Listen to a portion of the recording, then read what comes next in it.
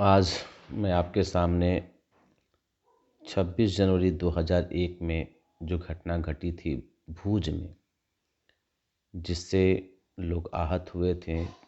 और भूज की घटना जो भूकंप आई थी उसमें बहुत सारे लोग अपने अनमोल जान को गंवा चुके थे और उसमें बहुत सारे लोगों को बेघर होना पड़ा था।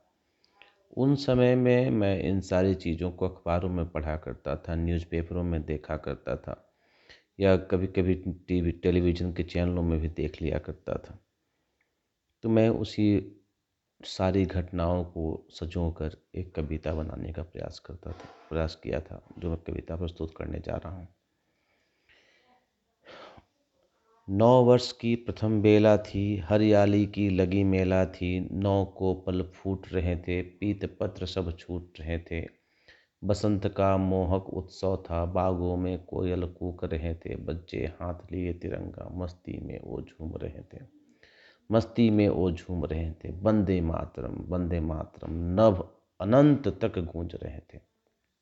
समय था, बच्चे थे।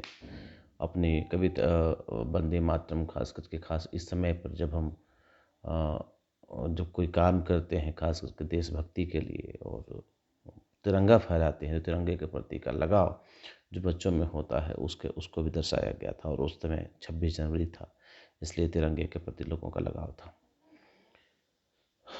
वंदे मातरम नव अनंत तक गूंज रहे थे, पर 24 पहर की 24 तीलियां नई कहानी बून रही थी।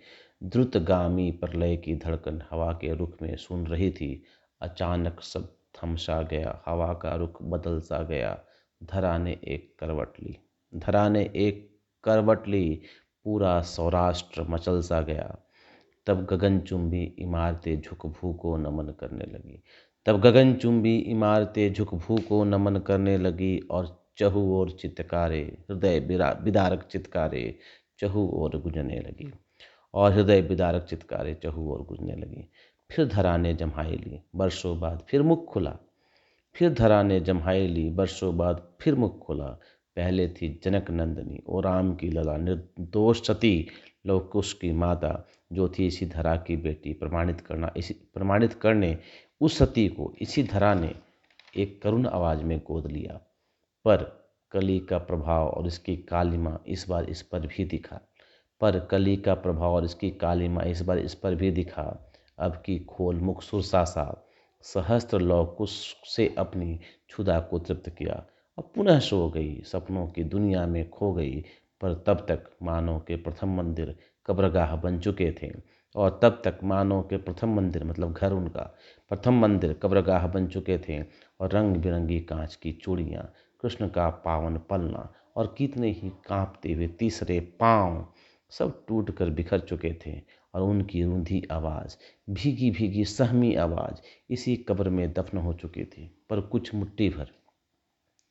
कुछ मुट्ठी भर भाग्यवान थे शायद, जो यम के हाथ से फिसल गए। उसके तीक्ष्ण पैनी दृष्टि से दूर कुछ निकल गए। खड़े हुए वो कांप रहे थे, क्या हुआ? पथराई आंखों से भाफ रहे थे। पर डर के बादल छाए थे। आंखें रो रही थी उनकी, पर अश्रु सूख चुके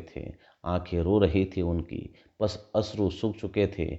मुख खुली थी उनकी, पर कंठ खो चुके थे। बेचारे इतने डर गए थे कि कुछ बोलना चाहते थे, पर बोल नहीं पा रहे थे। जिस पर कहर टूटा है वह राज्य है सत्य का, अहिंसा का, बूढ़े अर्धनग्न फकीर का, वह कमर घड़ी और लाठी का, नव भारत के तारे का। पर आज उस साबरमती के संत का आश्रम भी चरमरा गया था। और वहाँ चित्कारे ही चित्कारे गूंजा नभ अनंत में था। और अश्रुधारा की तीव्र बहाव से हाहाकार मचा भारत में था। तब भारत की सहस्त्र हाथें बादलों से निकल सामने आने लगी, और रक्त रंजित ईंटों से बनी कब्र की परतें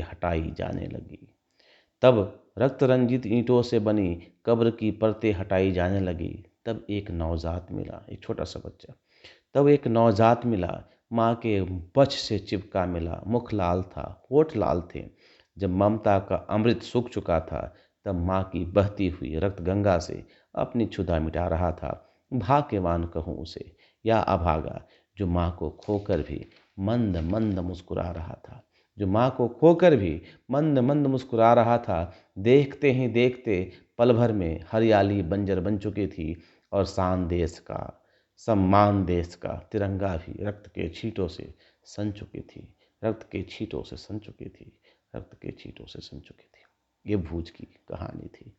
और भूजने के बाद वहाँ के जो प्रशासन व्यवस्था थी, उन्होंने बहुत काम किया और भूज को फिर से रीबिल्ड किया, और उनके लिए उनको धन्यवाद। धन्यवाद आपको भी। अगर कविता पसंद आए तो आप इसे ज़रूर शेयर करें, लाइक करें, कमेंट करें। बहुत बहुत धन्यवाद।